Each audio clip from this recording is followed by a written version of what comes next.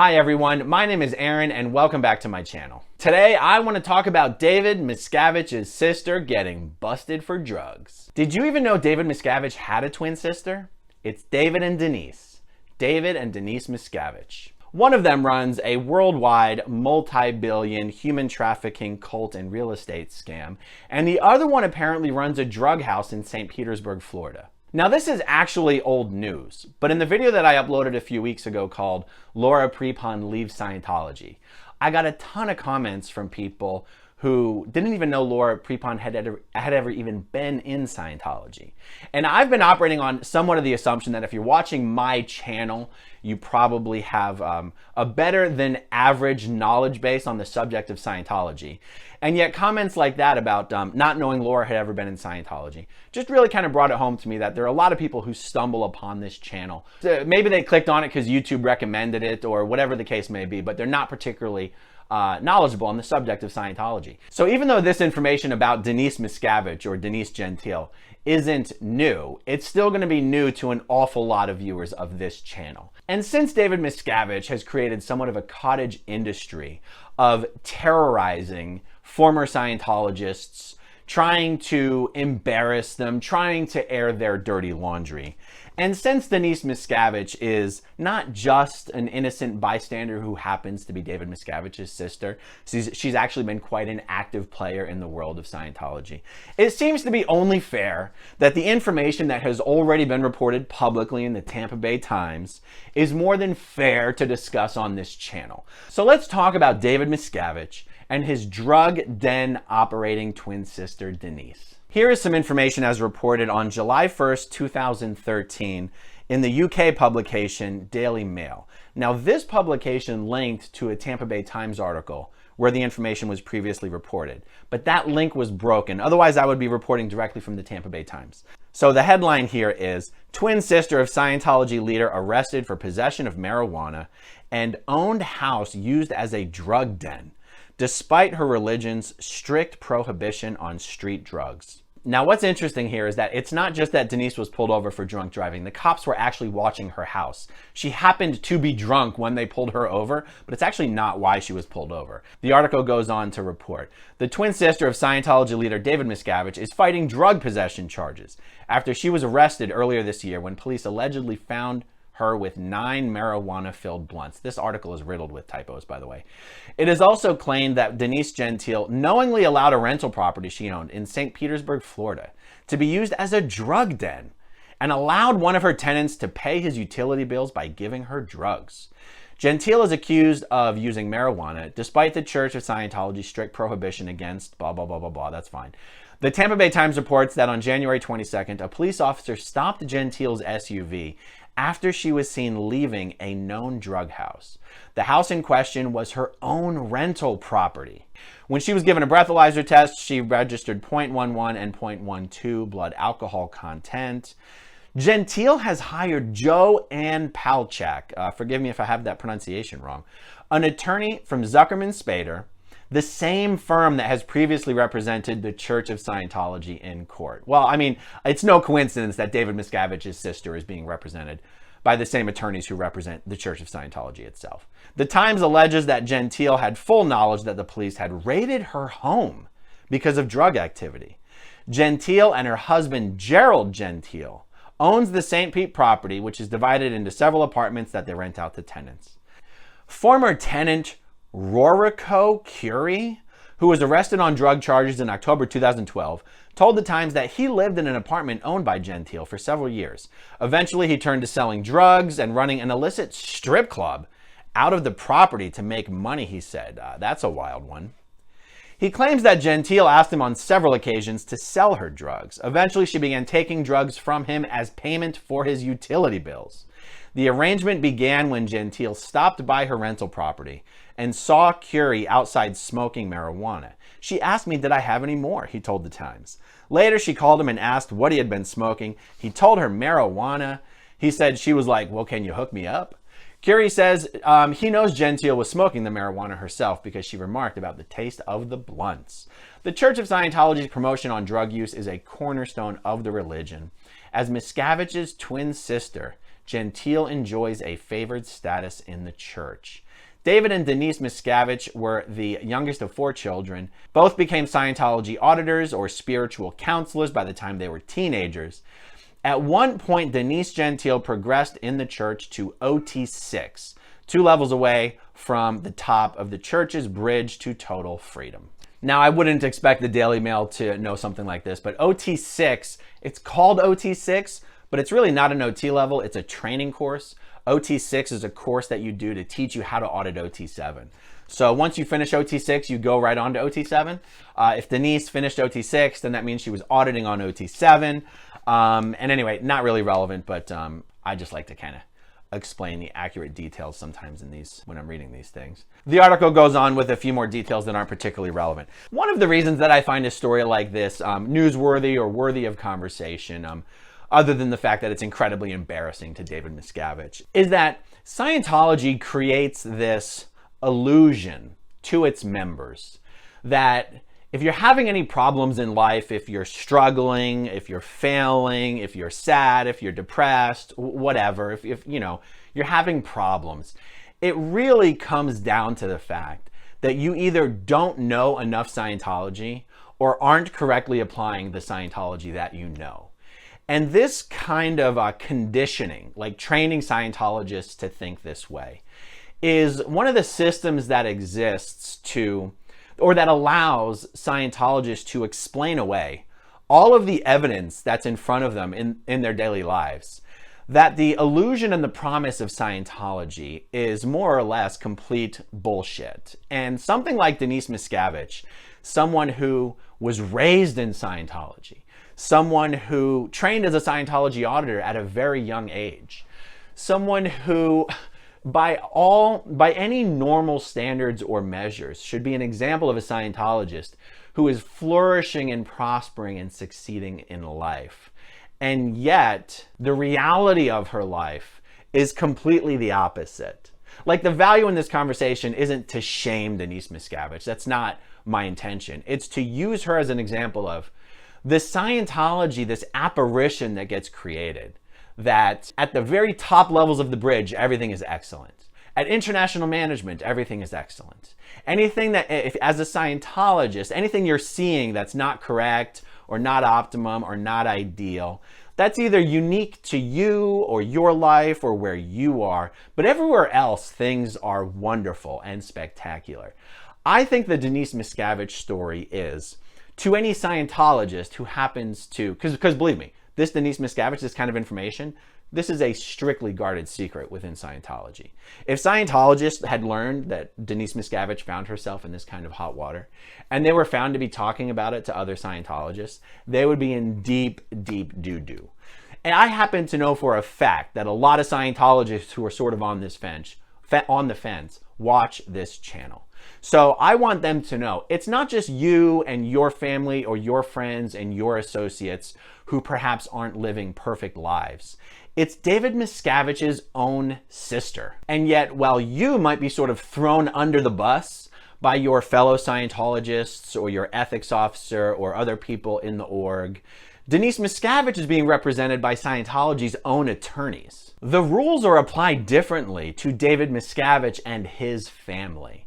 And even to any, on the fence Scientologists who are perhaps watching this video, even that is not how Scientology is supposed to work. David Miscavige has turned Scientology into his own little personal social club that he runs.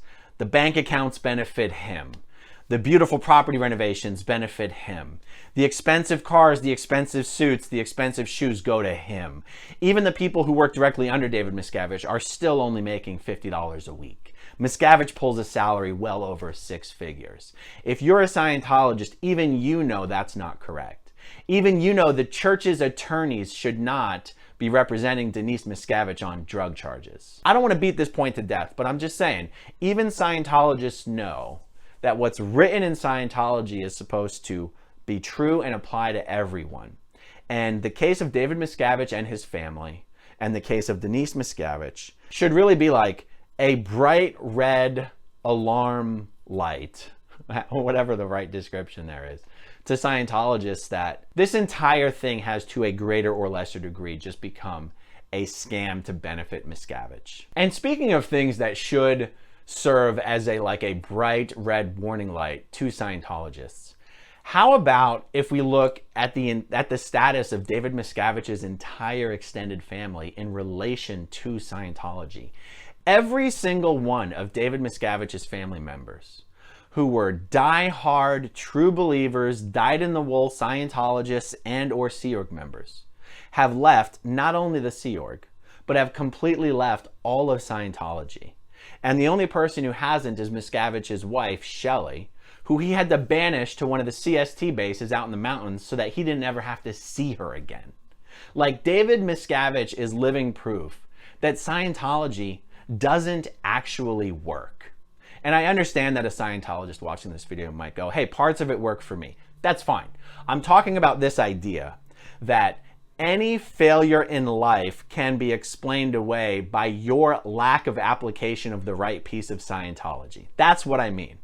What's David Miscavige's excuse? If a guy like David Miscavige can't make sure the right part of Scientology was applied in the right way at the right time to bring about a desired result, if he's not able to do that, if he's not able to demonstrate that standard, that should serve as evidence that the standard is bullshit. David Miscavige's father, Ron Sr., escaped the Sea Org and left Scientology. David Miscavige's brother, Ronnie Jr., escaped the Sea Org, left Scientology. David Miscavige's, or Ronnie might have left, not escaped, but left the Sea Org, left Scientology. David Miscavige's sister-in-law, Biddy Miscavige, left the Sea Org, left Scientology. David Miscavige's niece, Jenna Miscavige, left the Sea Org, left Scientology. David Miscavige's sister, Denise, loves running drug dens and smoking marijuana in St. Petersburg, Florida. This isn't the only controversy Denise has been caught up in either. In December 2011, a couple years before this later incident about the whole drug den thing, the Tampa Bay Times reports a story about a young Scientologist who had committed suicide. There was a lawsuit brought by the victim's mother. Okay, the headline reads, "Judge dismisses wrongful death lawsuit against Scientology." The article reads, "A wrongful death lawsuit filed against the Church of Scientology and 3 church parishioners after the apparent suicide of a 20-year-old Virginia man who died in Clearwater while visiting his Scientologist father has been dismissed by a Tampa federal judge. Clearwater police determined that Kyle Brennan of Charlottesville took his own life on February 16, 2007, using a gun he found in his father's downtown apartment. Thomas Brennan later found his son. A federal lawsuit filed in 2009 by Kyle Brennan's mother, Victoria Britton, on behalf of her son, contended that Brennan's death was the result of improper actions by his father and 2 other church members. It alleged Thomas Brennan hid his son's antidepressant medication, Lexapro, after conferring with his church counselor, Denise Gentile, who is the sister of Scientology's leader, David Miscavige. U.S. District Judge Stephen Merriday dismissed the action earlier this month, citing a lack of evidence that Brennan took away his son's medicine.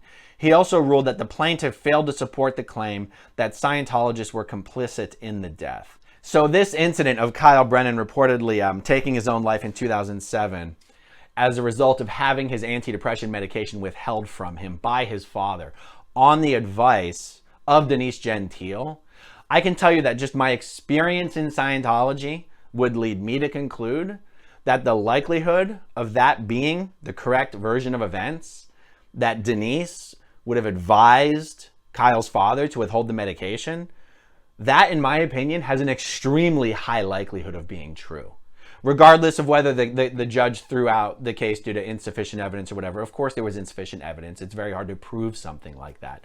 But it is worth noting that taking psychiatric medication is one of the, I want to say mortal sins, but I understand mortal sin is an actual thing in Christianity. And it's not an actual thing in Scientology. So I'm using it just colloquially. Having anything to do with providing or allowing someone to take psychiatric medication is, honestly, it sounds silly, one of the worst things to a Scientologist that a Scientologist could have anything to do with. I mean, I'm not exaggerating. allowing someone to take psych meds or participating in someone taking psych meds would be on par with like sexual crimes against children. I am not exaggerating. The fact or idea that Kyle was visiting his father and Denise had an involvement here and advised Kyle's father to withhold the psychiatric medication, that rings 100% true to me. And I can only imagine how absolutely livid, furious, anxious, terrified David Miscavige was when he found out that his sister was even remotely involved in someone taking their own life in a property right smack dab in the middle of the Flag land base in Clearwater, Florida. David Miscavige has got to be completely fed up with his sister Denise, and she's been involved in crimes. By the way, there's a whole other category of crime that Denise has been involved in that I honestly just didn't want to take the time to pull up all the background information for this video. But it has to do with having been involved in a company that was run by a Scientologist and went public, and there was some fraud that occurred on the books and the SEC got involved. Like, Denise is consistently finding herself in legal trouble. She has consistently been a black mark on the reputation of the Miscavige family. And yet she is allowed to continue to exist in the Scientology ecosystem. A privilege that is afforded to her on behalf of her relationship with Scientology's dear leader, David Miscavige. All of this kind of sort of reminds me of Scientology's strategy when it comes to celebrities, of holding them up as an example of something you might aspire to be or be like, and to say, hey, this guy's a Scientologist, and look at what he's accomplished. You know, we're talking about people like Tom Cruise and whatever. If we were to use David Miscavige as that same example, like, look at this guy's life. Look how miserable this guy's life is. Look how he has absolutely no relationship with any of his family members. Look how isolated and paranoid he has become. Look at what a destructive individual he has become. Even Miscavige has not been able to use Scientology to have a successful, as Scientology would call it, family dynamic. And that is something I think Scientologists are really ignorant of. They're ignorant of it because Scientology goes way out of its way to prevent Scientologists from being aware of such information, which is why I am more than happy to discuss that exact information on this channel right here. All right, everyone, that is all I have to say on this subject for right now. Quick reminder for those who may be new to the channel, I am running for Clearwater City Council. I was honored to get Leah Remini's full endorsement and support. If you would like to support my campaign for Clearwater City Council, you can do so right here at aaronforclearwater.com. Big thank you to everyone who watched until the very end, and I'll talk to you guys soon. Bye. Okay, if you want to see my rock and roll songs, click right on this guitar. And if you want to see a different one of my videos,